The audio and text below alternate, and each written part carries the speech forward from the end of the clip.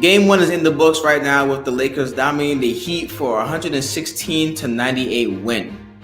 What will the Heat do for the next game in terms of making adjustments, and how will the Lakers continue to seek dominance for the whole series? What time is it? Game time! Woo!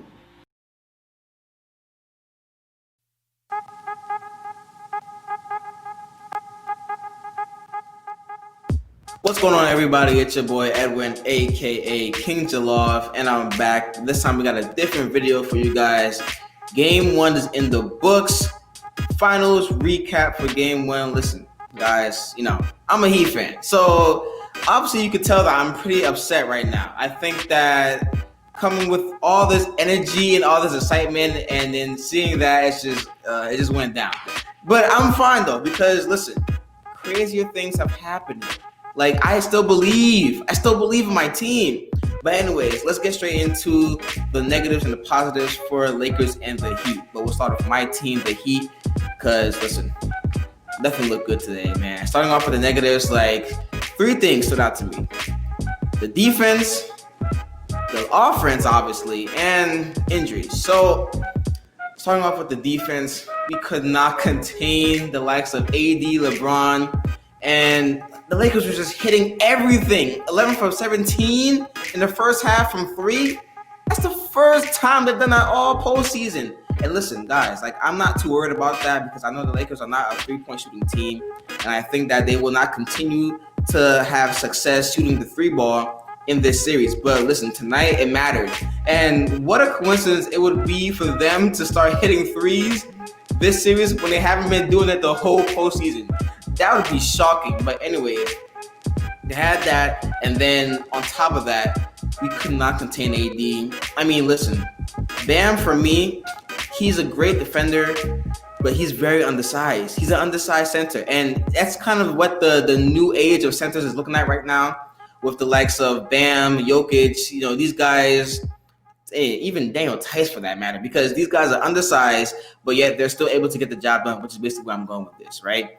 So Bam is a great defender, but at the same time, it's going to be tough for him to slow down the likes of AD and Dwight Howard for the whole duration of the series. So I think that we have to try and put something out there, like throw out Myles Leonard, throw out Kelly Olynyk. Why did he take so long to get into the game? I have no clue, because I think that when you put the likes of Kelly Olynyk and Myles Leonard into the game, either one of them doesn't matter at this point. But they space the floor, right? That's what you need to happen. They space the floor for us, and that helps us in the long run in terms of attacking the rim and getting the one-on-one situations that we want, right? But for this game, Bam was basically trying to guard Dwight Howard, and then we had this guy, Jay Crowder, who, by the way, played pretty well, in my opinion, both offensively and defensively. And I think that, he can only do so much.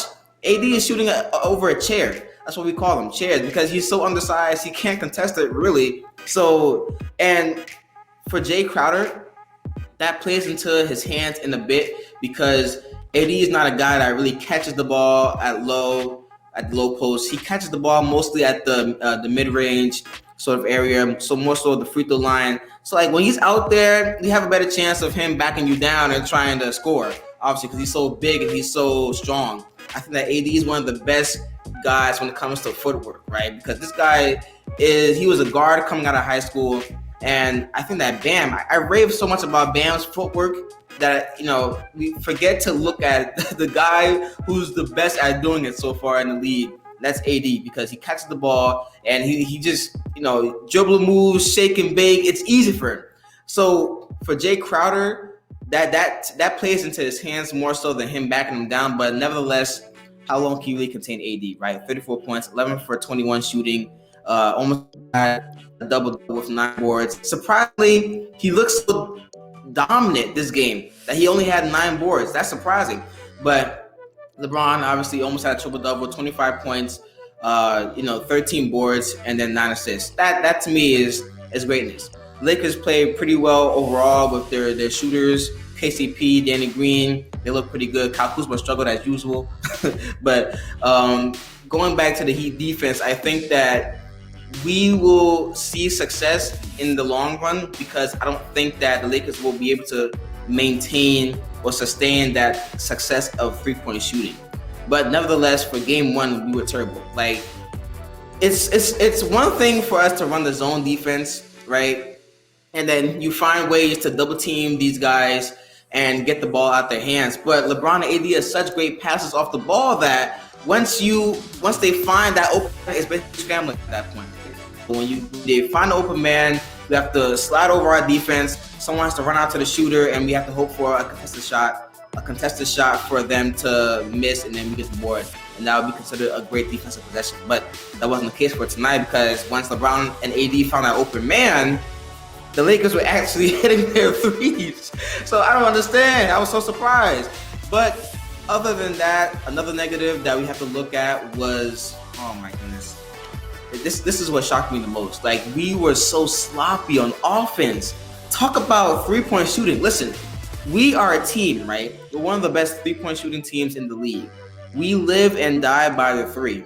So I get that. So when you're off, you're off. When you're on. But my goodness, were we off today?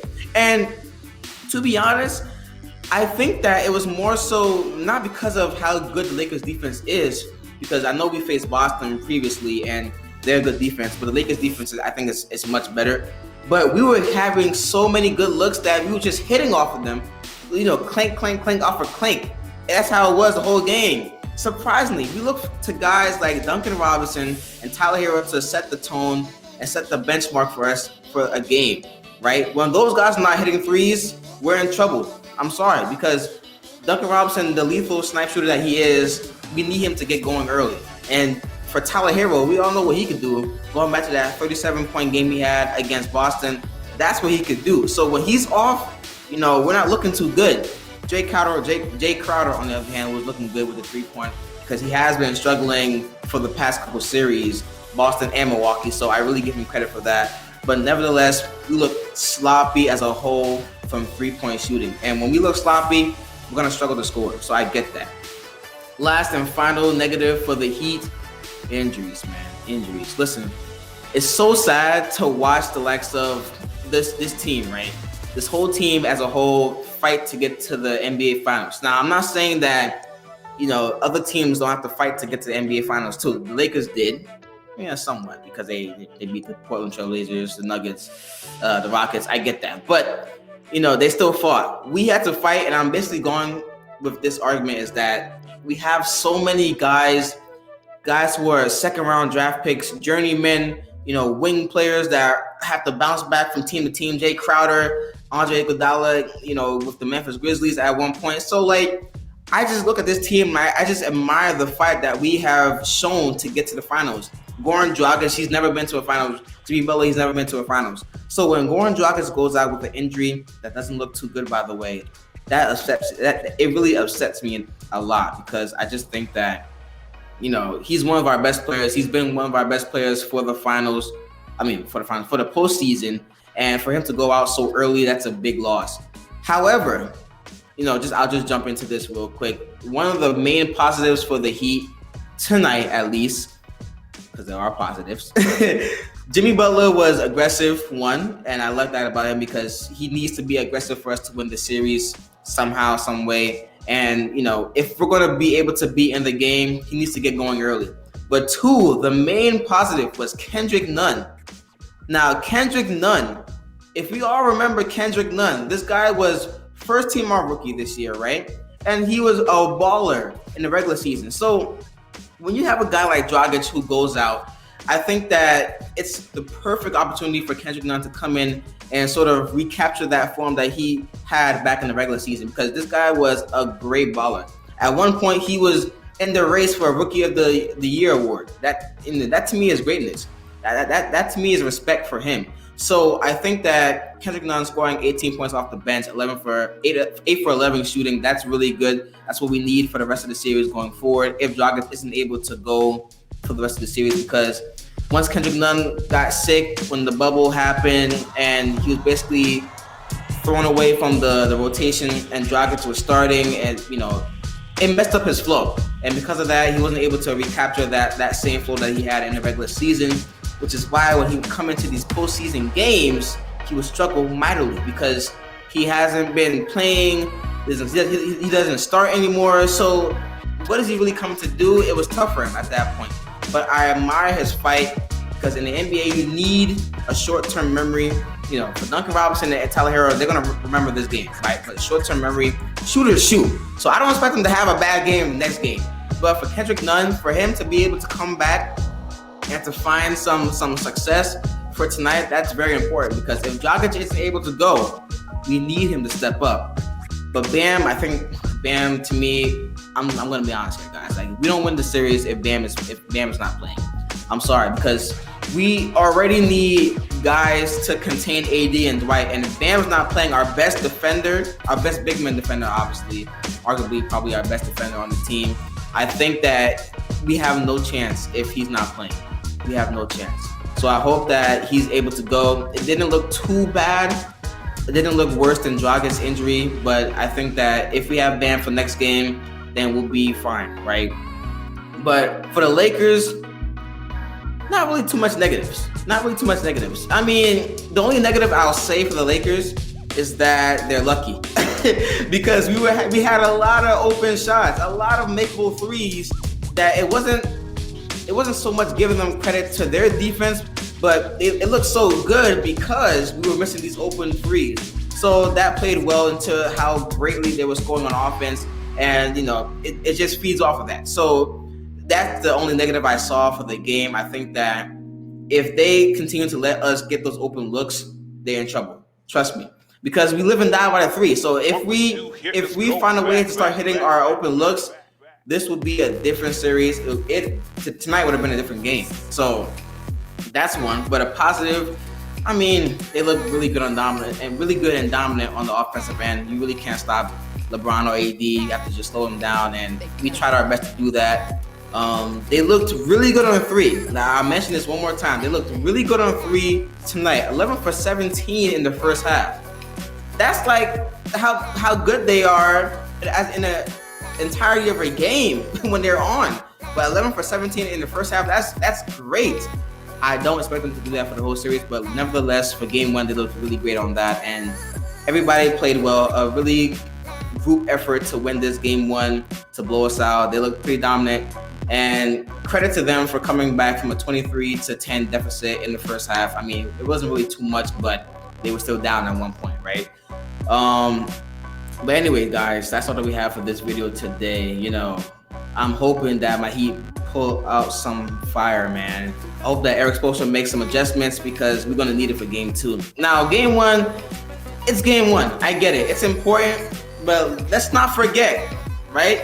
First of all, LeBron is 1-8 and his game was now he's 2-8 because of tonight's performance. But when we had the likes of LeBron and Dwayne Wade and Chris Bosh together, and we was on the Heat team, it was playing against OKC. They blew us out the first game, right? They blew us out, and we ended up winning that series in 5. So game one, we get blown out. It's a little bit stressing to watch, but I'm not too stressed right now because I know that adjustments can be made to get back into this series. This is the first time this postseason that we're trailing in the series because we've always been ahead, right? We've always been ahead. And prior to this game one happening, the Lakers and Heat have had identical records, 12-3. So I'm not too worried. I think that we can make the necessary adjustments to try and win game two. But also that depends on the likes of Bam and his status for game two, Dragic as well. So we'll never know. But anyways, guys, that's all that we have for this video. I hope we come back. But anyways, make sure you like, share, and subscribe. Leave a comment. How did you feel about game one of the Heat and Lakers finals? I mean, I think that we definitely will come back. I don't know what you guys thought about that, but make sure you comment on that in the comment section below. Will the Heat make the necessary adjustments to come back into this series, or will the Lakers continue their dominance? And will LeBron continue his search for a fourth ring? Always remember, guys, as I grow, we grow together. But stay tuned for the next video. Boop!